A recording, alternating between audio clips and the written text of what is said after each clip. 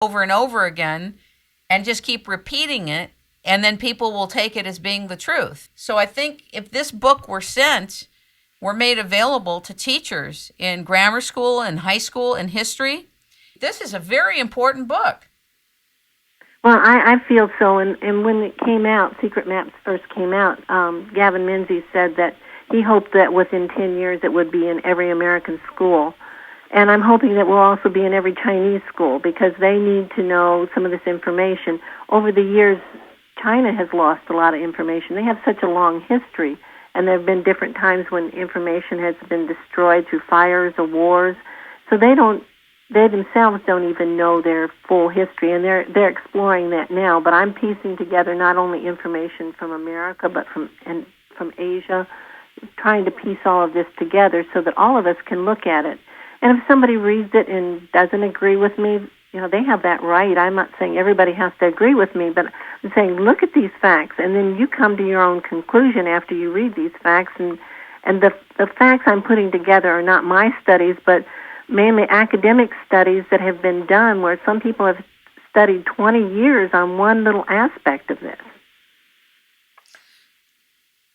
There's two kinds of maps. There's what they call the real maps, and there's imaginary maps. I noticed it was mentioned in your book. How does one distinguish? I know you said through verifying, but how does one verify that? Oh, okay. What I mentioned was that initially, when this map, my father's style map, was regarded as part real and part imaginary. Now, I've never heard of such a map. What they mentioned was that China, Japan, Korea, that part was real. But the outer edges of the map had to be imaginary, and I think it was because of their paradigm. They didn't think anybody could travel that far that early. And so now they're finally admitting that, no, this is a real-world map, but then they're going back and trying to revise the date that it came out. But we have Chinese, Japanese, and Korean sources that list this map as before Columbus, and some by thousands of years before Columbus. So not our particular maps, but this style map. Right. But again, for authentication purposes, how is authentication usually manifested when it comes to maps? Well, they carbon date the map, and also they look at the information on the map.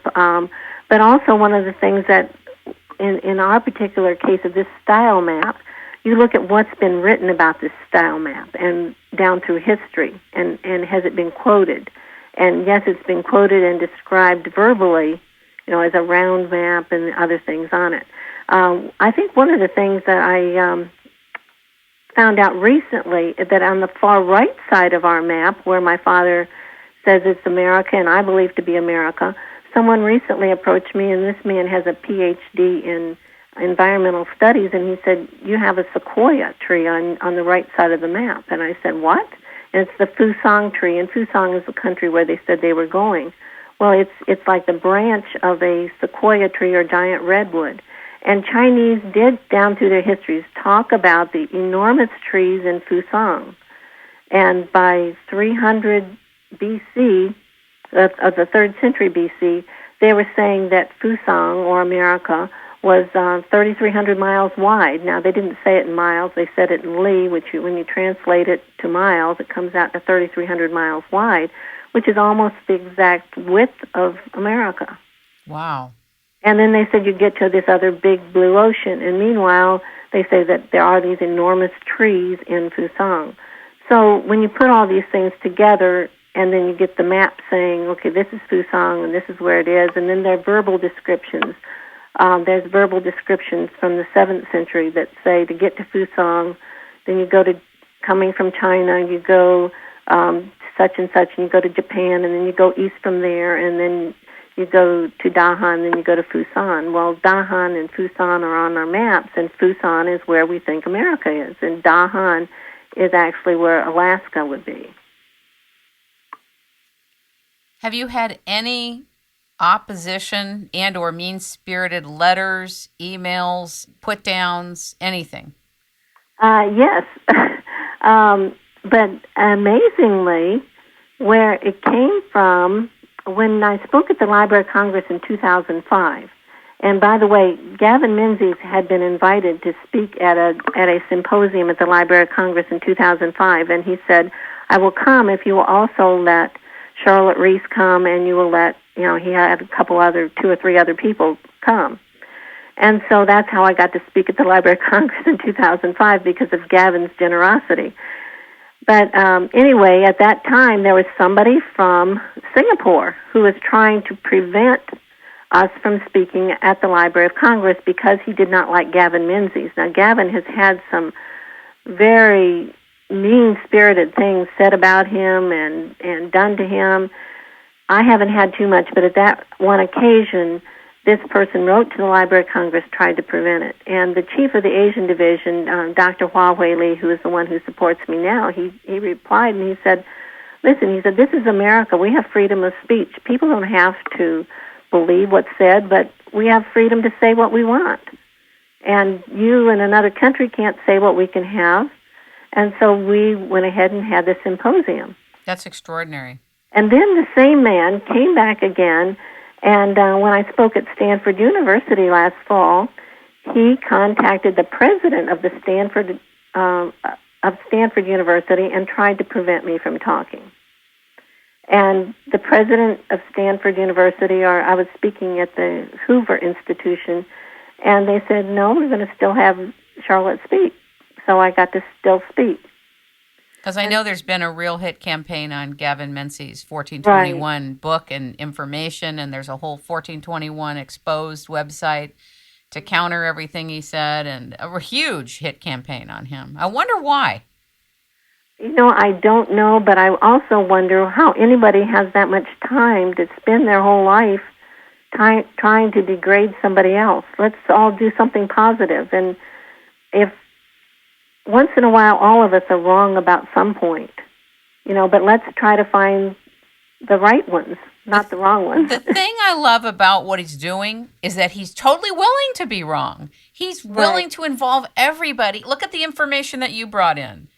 1421 was the year, supposedly, that the Chinese discovered America. But then you come around with secret maps of the ancient world that show that, hey, the Chinese were here thousands of years before that. And still fantastic. Right. And he welcomed you. I mean, that is miraculous. Usually in academia or any type of publishing, people get bent out of shape if anybody comes in with something that is beyond the mark that they made, or that adds a different dimension to it, or that counters it, etc. So I think that is one of the great lessons of all of this. Don't you? Right, I do, and I think he has been extremely generous. He actually even advertises my books on his website at no charge to me. That's how I found out about you, and that's how I found out about your book. And I mean, you just don't hear about that.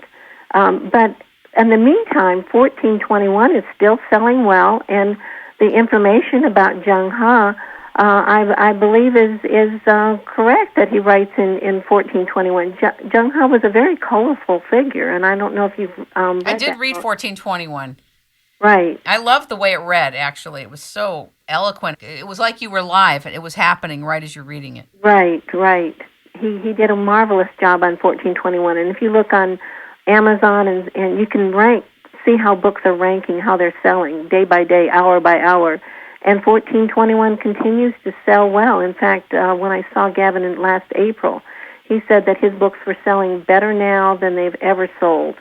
And you'd think, okay, after all these years of selling millions of books, they're going to get to the point where everybody in the world has a copy, but they don't. And well, I hope that everybody in the world has a copy of his book and your book, Secret Maps of the Ancient World. Well, thank you, Kim. And can I mention my website? Please. It's www.harrismaps.com. And that is www.harris, HARRISMAPS.com. Yes. Is there anything else you'd like to say to audiences regarding your work, or anything to them about your findings and really your calling now with Secret Maps of the Ancient World? Well, I was very dubious for many years about all this, and so I really didn't get into this until about early 2003. And so I understand when people are dubious, but I just ask them that they check it out. Read the information.